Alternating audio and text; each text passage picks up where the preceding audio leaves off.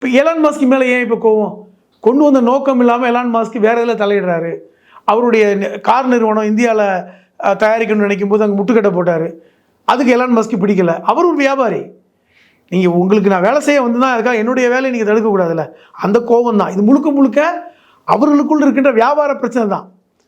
இது ஒரு தீர்வு நடக்கும் பொழுது அவர்களுக்குள்ள முடிவு ஏற்படும். மொத்தத்தில் வந்து அமெரிக்க ஜனாதிபதி இன்றைக்கி ஒரு மிகப்பெரிய என்ன சொல்கிறது முதலாளியாக அம்பானி அதானி போன்று இன்றைக்கி வந்து நாட்டையே வந்து உலகத்தையே வந்து ஒரு பொருளாதார மண்டலமாக மாற்றி எது லாப நஷ்டம் அப்படிங்கிற இடத்துக்கு நகர்ந்து மஸ்க் எல்லாமே ட்ரம்ப் நல்லா பண்ணிடுவார். அவரே ஒரு பெரிய ஒரு வியாபாரி தானேங்க. அவருக்கு பெரிய கேம்பிளிங், நான் உலகம் முழுவதும் பெரிய கேஷ்னோ சென்டர் இருக்கிறது, உலகம் முழுவதும் ரியல் எஸ்டேட் பண்ணுறாரு, உலகம் முழுவதும் குடியிருப்புகளை கட்டி விற்கிறாங்க, உலகம் முழுவதும் அவருடைய மருமகனுடைய நிறுவனங்கள் இருக்குது.